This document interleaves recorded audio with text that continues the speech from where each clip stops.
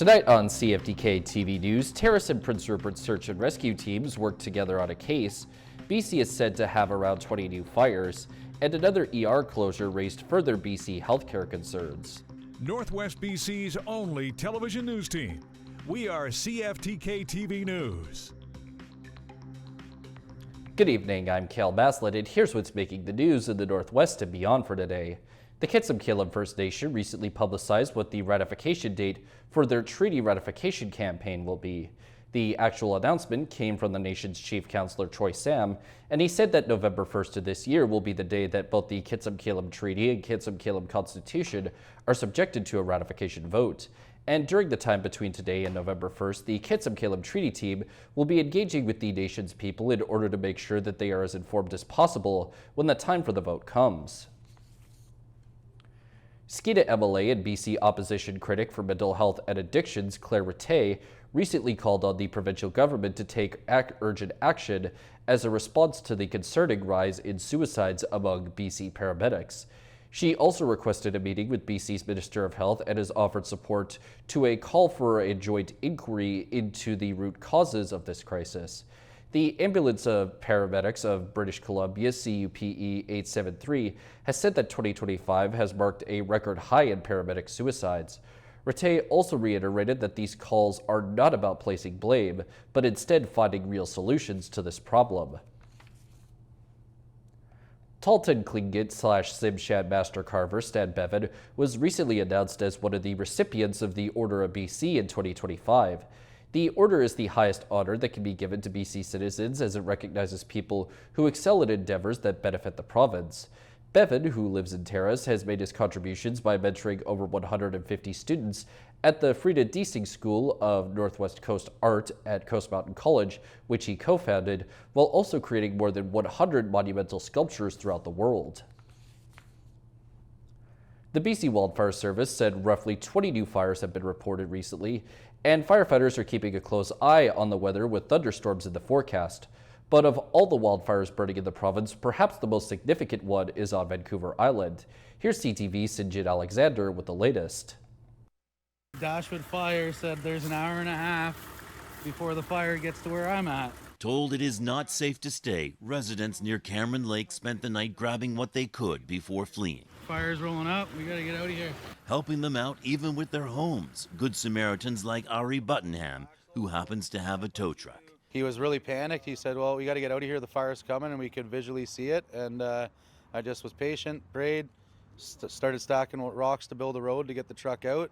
A team of 200 is tackling the Wesley Ridge wildfire, about 55 kilometers outside Nanaimo. Cooler weather is helping, but it is still out of control. We could see flames in the hills, like really close. I could hear the crackling, feel the heat. And we grabbed the last bit of stuff that we could and got out of there. Lightning remains the leading cause of most fires, and thunderstorms are forecast for some parts of the interior. But it may also bring much-needed rain. A sudden grass fire in Penticton Tuesday was quickly extinguished. Near Hope, the Serpent's Back fire is still relatively small but considered out of control. At the same time, residents in the Peachland area have been returning home. And they're doing a great job of keeping the fire away from the homes and the structures and the buildings right now. I can't thank those guys enough. They're heroes. They're saving everybody up there. As for the fire on Vancouver Island, no word on when they can go back. I know that being evacuated during a wildfire is a very scary experience, and you're putting your trust and faith in us. So please have patience and allow us to make sure that it is safe. So far, Highway 4, which runs past, remains open, but drivers are being urged not to pull over, to take pictures. Sinjin Alexander, CTV News, Vancouver.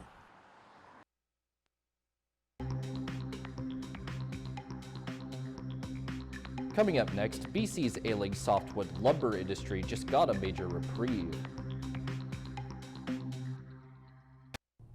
Welcome back.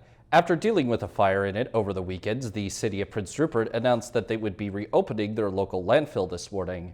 The decision came after consultation and advisement from the landfill's engineer, although as a precaution, all landfill users will be sent to a different part of the site for dumping. There was also a warning from the city saying that given the major disruption, the landfill might be a bit busier for the next little while. It was recently revealed in a statement that several members from both the Terrace and Prince Rupert search and rescue teams teamed up on a case.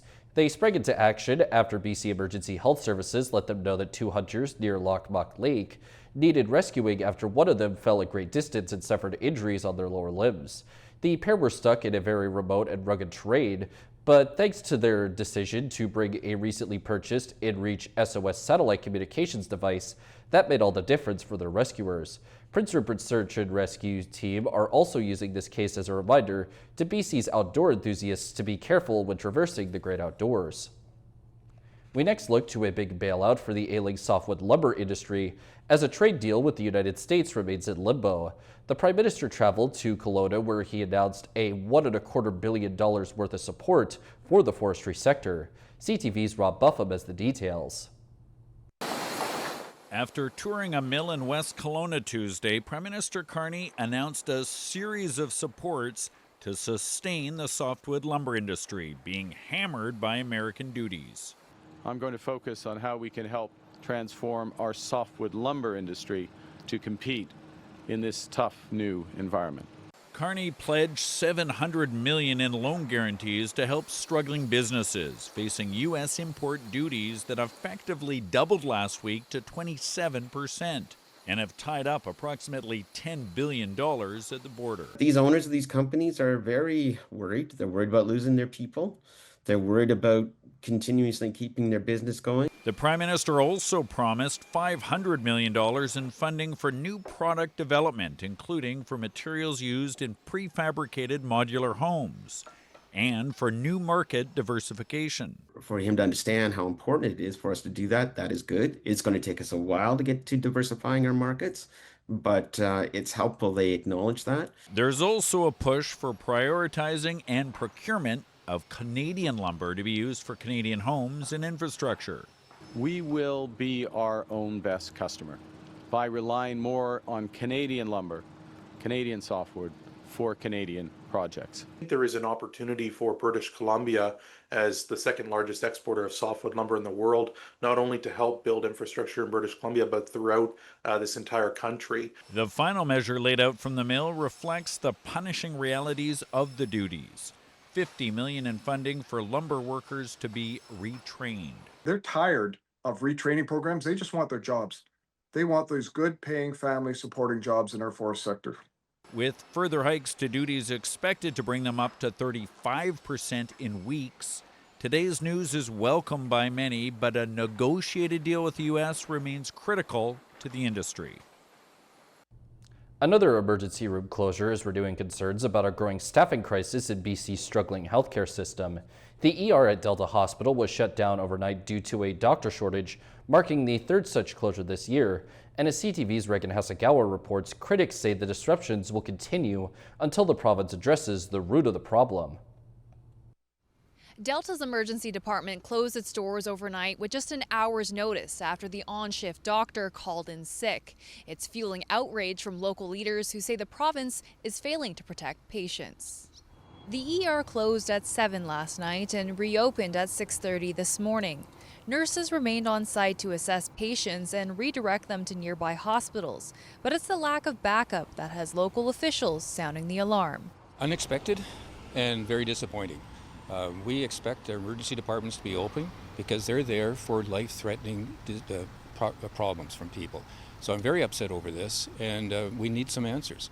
Mayor George Harvey says he's sending yet another letter to the health minister demanding action not just for Delta, but for communities across the province. Well, that'd be equivalent to us having one firefighter off sick and not having an engine running. It's totally unacceptable and just shows how broken the system is. The mayor says Delta already has the longest ambulance wait times in Metro Vancouver and no urgent or primary care centers. Critics argue when seconds count, the system needs to be ready.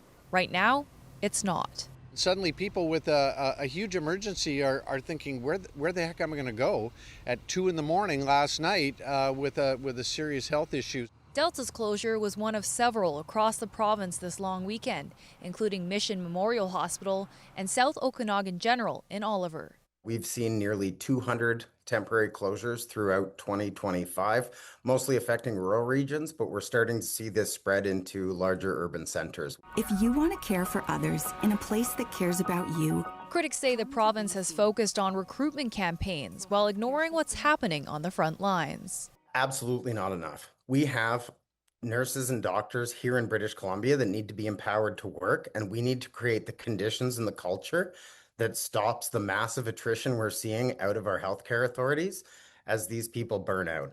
Bringing in new people helps, but if the bottom of the bucket has a hole, we're never going to catch up. The doors of this weekend's 3 impacted ERs have now reopened, but the trust in the system may not be as easy to restore. Reagan Hasegawa, CTV News, Delta. And now we take a look at both your nightly and weekly weather forecast.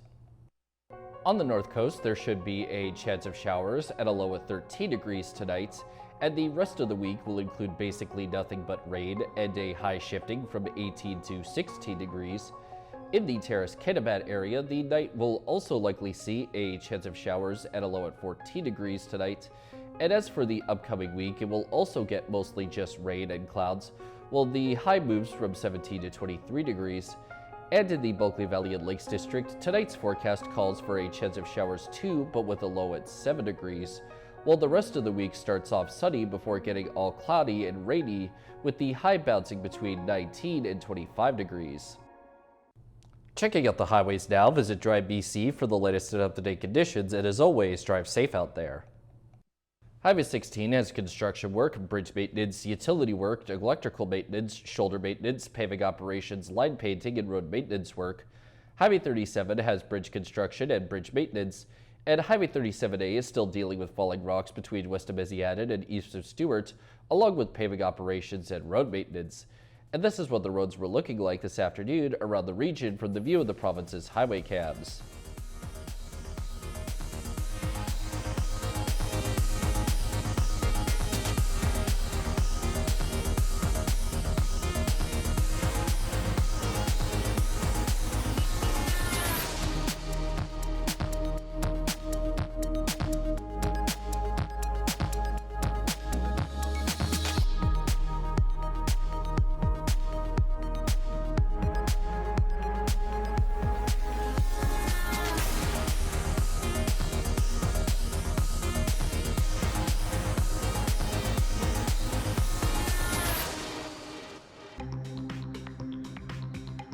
Still to come is an exclusive on how private staffing agencies are being paid lots of money to assist BC's healthcare system.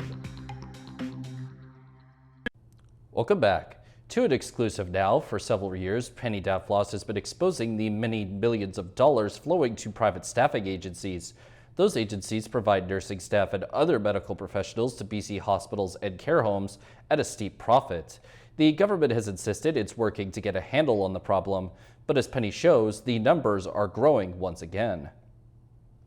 When British Columbians go to the hospital, nurses provide professional care, so there's no way of knowing who is paid by government versus a private staffing agency. It's a trap for the healthcare system. CTV News has learned the trend of outsourcing nursing shifts to contractors has increased for the 5th straight year, with Northern Health shelling out the most. We need to invest in the people that are delivering the care, not investing in for-profit business people that are frankly exploiting the situation. Last year, CTV News waged a 7-month Freedom of Information battle to obtain the contracts that showed just how big the markups are. I would call it a parasitic industry because they are really benefiting from the severe shortages we're seeing. The health minister of the day insisted they're a last resort to keep hospitals open, and recruitment of full-time unionized staff is the goal. Agency nursing is not what we want. The Ministry of Health points out the rate of increase has slowed, which is true, but in the past 2 years, $500 million was paid to for-profit companies contracting some of the same nurses to the same hospitals, but for higher pay, without forced overtime, and for hours of their choosing. If health authorities and government are willing to spend this kind of money on for-profit, private nursing services, then why wouldn't we want to invest in the nurses that are already here in British Columbia that frankly have been holding up the system for a number of years? There is no easy way out. Because when you look at the workforce, we have more nurses per person in BC now than we had pre-COVID. So it's not that we don't have nurses. The only reason is dysfunction, but that dysfunction is not going to be miraculously solved by agency nurses. Expect those numbers to prompt even more scrutiny on how the health authorities are allocating their budgets. The province is in a significant deficit and looking for areas to slash costs. But with ER closures continuing across the province, they'd essentially have to choose between balancing the books and turning away patients. Penny Daflot, CTV News, Vancouver. A wildlife nonprofit is sounding the alarm about a dangerous trap tactic that may seem quick and snappy, but causes serious injury to animals. In the last month alone, more than a dozen critters have been caught in these traps, and not all of them have survived. CTV's Dimitra Maragos has the story. They do so much damage. Jenna Konsevich, the senior wildlife supervisor at Critter Care Wildlife Society, says in the 5 years she's been with the nonprofit, And it's been an issue every year. It just seems to keep getting worse. human-caused injuries using rat traps are on the rise. Konsevich says the wildlife impacted by these traps are raccoons and Baby skunks are one of the biggest victims of these traps. she says during the first 6 months of the year, 8 animals received injuries from the rat traps.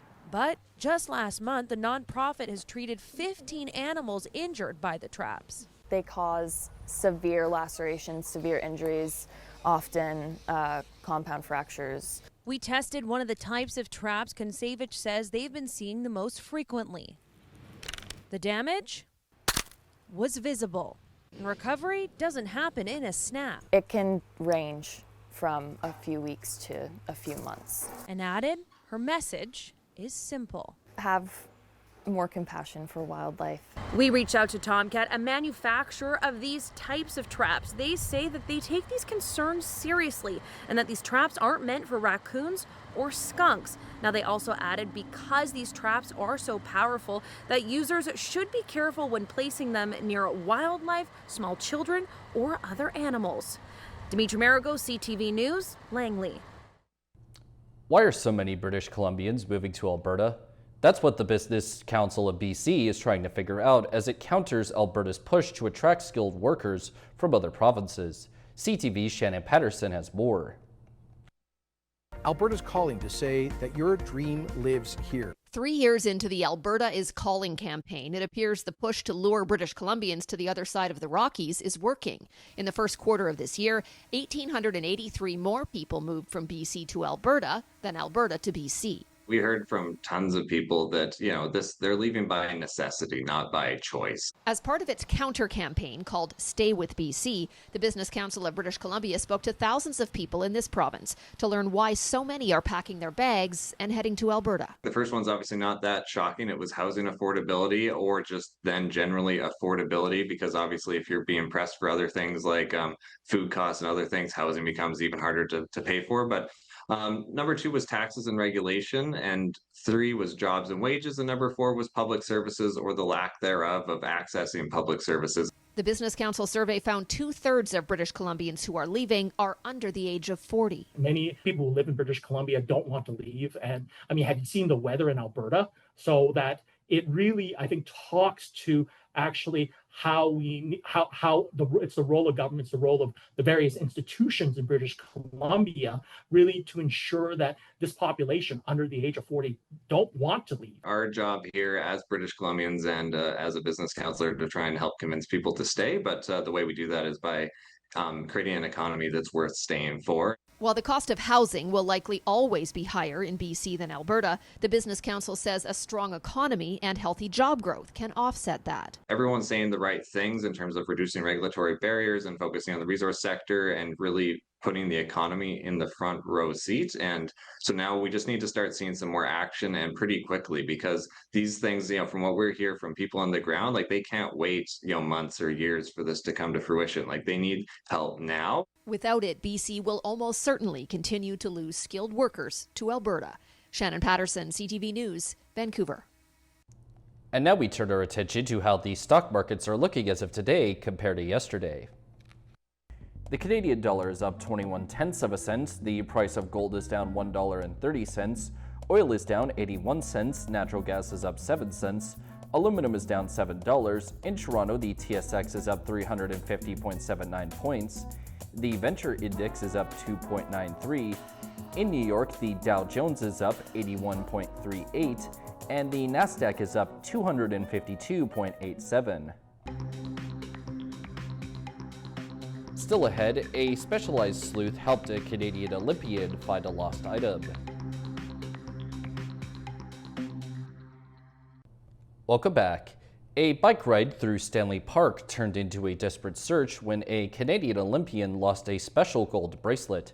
It's something Madison Mailey bought to celebrate her team's gold medal victory in Tokyo. As Sinjin Alexander reports, she turned to a specialized sleuth for help. Chris Turner is the first to admit you can't find them all. But he has been successful more than 500 times, he says, and that's why his friends call him the ring finder. Doing this and holding up somebody's ring and seeing how it affects their life is the best thing I've ever done. His latest client, Vancouver's Madison Mailey, who bought this Cartier bracelet to remember her rowing team's gold medal victory in Tokyo, says it vanished on Thursday while she was out for a bike ride in Stanley Park. And had it inscribed with Olympic champion, Canadian Women's Aid. Her husband, Olympian Maxwell Latimer, helped her search up and down without any luck until dark. As a last resort, they picked up the phone. Okay, so we came around the trail. Now on the job, the ring finder wasn't thrilled with the odds. Yeah, it didn't sound good. I mean, how do you actually retrace a bike path and for maybe 2 or 3 miles? But before they even began to look, the jewel sleuth asked a good 20 minutes worth of questions when something triggered and he knew how to focus the hunt. Let me just see something. With Mailey at work, the men took the road less traveled where the path narrows near Beaver Lake. Max, whatever you do, keep focused on the right side, because if we're going to find it, it's going to be on the right side. And within minutes, Max looks down and goes... Max found one half. And the look, his eyes were like this big. The ring finder, the other. He was vibrating. He was so excited because Max really didn't think there was a chance. I'm shaking. How does that feel? We gave up last night. How does that feel? Time to tell Mailey they played it coy.